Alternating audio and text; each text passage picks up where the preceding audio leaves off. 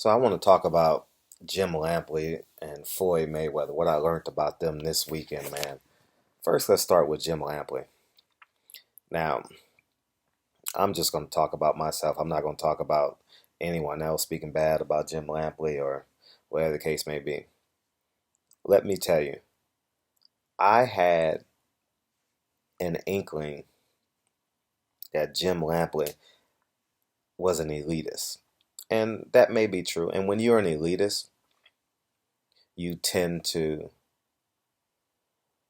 naturally downgrade or belittle people who you feel are beneath you or people you don't like.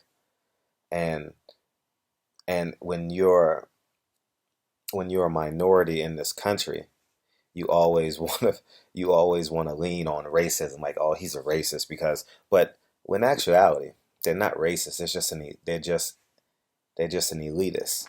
And I can't say that Jim Lampley is or isn't an elitist, but the Jim Lampley I saw this Saturday, I did an interview with Jim Lampley today. I know you guys have probably seen on other channels, but I asked Jim Lampley two questions. I didn't. I just walked up to him and said, Muhammad Ali. And the second question I asked him is, can you tell us a Muhammad Ali story? And Muhammad Ali was Jim Lampley's story. And if you don't get warm and fuzzy listening to Jim Lampley tell his story about Muhammad Ali, and more importantly, give you a new view on truly who Jim Lampley is. And it's hard to separate the human Jim Lampley from the person who signs his checks when he's calling HBO fights. We don't get to see the human side of Jim Lampley. We get to see the guy that has to promote the fighter and belittle the other side of the railroad tracks just because it's his job and responsibility. And with all that being said, um, since the other side of the tracks is a black man by the name of Al Heyman, and you guys know I'm a supporter of Al Heyman and PBC and what they're doing for boxing, it's hard to see the human side of Jim Lampley. And this weekend, I saw the human side of Jim Lampley, and it was heart wrenching, eye opening, self checking experience because I've interviewed Jim Lampley four, maybe five times, and it's never been for more than 2 minutes because I always catch him in transition. And uh, he's not really, I wouldn't know he's fond, but he doesn't do too many interviews uh, that he doesn't know. Spontaneous interviews, he just doesn't do it. But it's it was just so refreshing. When I say refreshing, I mean vehemently refreshing to see the human side of Jim Lamb. We don't see the human sides of these people, man. We don't see the human side of Max Kellerman. We don't see the human side of Paulie Malignaggi. We don't see the human side of Roy Jones, Max Kellerman, uh, and Oscar De La Hoya. We just see the guy who's out there that has to do a job. And his job is either to promote the fights, whether in front of the mic or in the ring.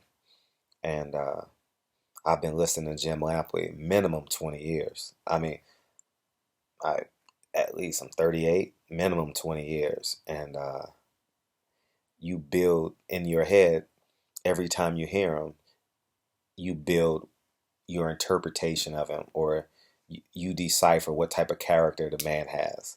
And if he's degrading the fighter that you want to win the fight, you lean on not liking Jim Lampley. And that's the stone cold truth. And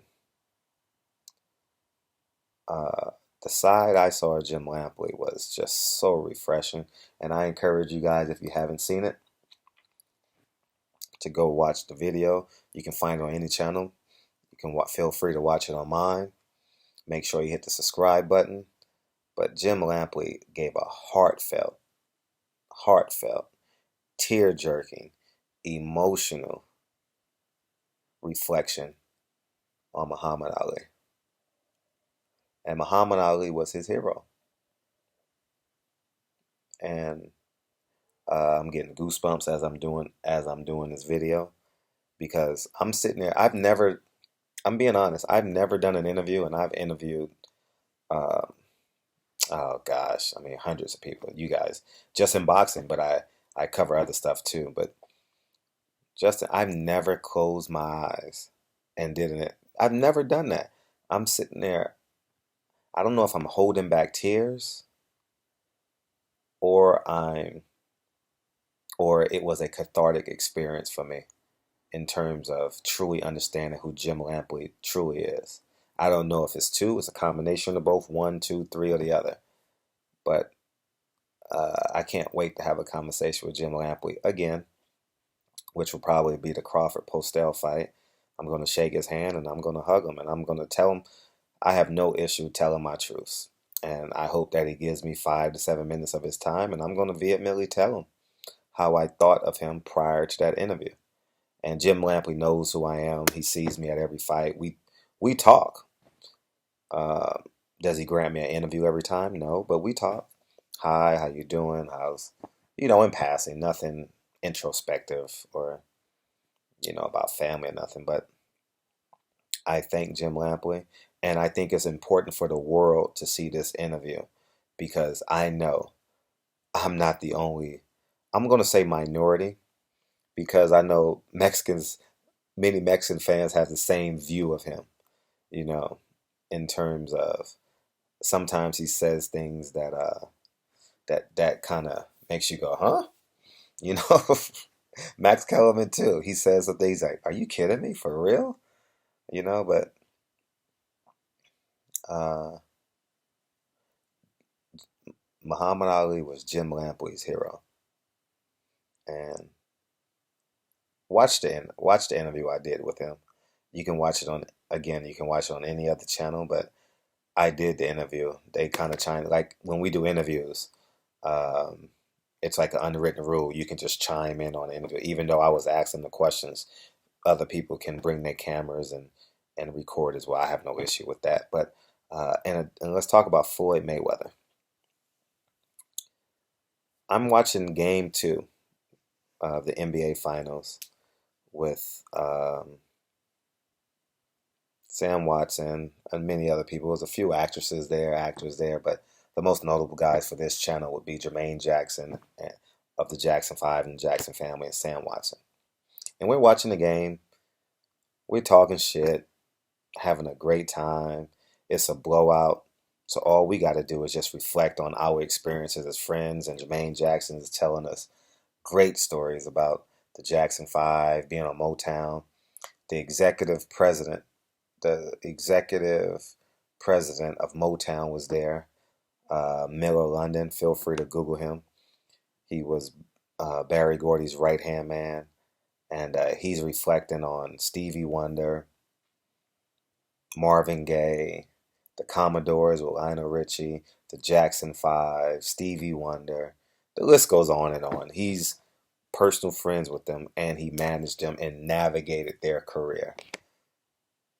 And all of a sudden, Sam Watson gets a text. And I should have screenshot this text. But Sam doesn't delete his text, so I'll be able to screenshot it at some point just to show you guys. This is how we don't get to see the human side of these people. Out of the blue, because I checked the last that Sam text, it had nothing to do with what Floyd Mayweather text Sam Watson. Floyd Mayweather said, "Thank you for being a great friend to me, Sam," from Floyd Mayweather. He texted to him out of the blue. Floyd Mayweather, and if you guys don't know what Floyd Mayweather was doing Sunday, he had a celebrity basketball game, and he's betting on the games. He's hanging out with Adrian Broner. They had an after party, and he took time out of his day just to say thank you. to one of his friends. He said, "Thank you for being a great friend." If I believe that was what he texted, and that's just the reality of it. Oh, I think I know what stopped me from screenshot. It had Floyd's phone number on it. I have Floyd's phone number, so I wouldn't want to put it on top, but I could have just edited it out. But um, just me just thinking real quick, I said it probably wouldn't be a good idea because Sam number will be on there and maybe people can decode it or what have you. That's why I didn't screenshot it. But that goes to show you, man, that we truly don't know these people. You know, uh, Jim Lampley and Floyd Mayweather. I've had fortune enough now. Floyd knows who I am, and I mean, he treats me as if I'm one of his own to some degree. I mean, I'm not like cool like his fighters or anything like that. I wouldn't even dare say that. But um, the Floyd Mayweather I know is giving.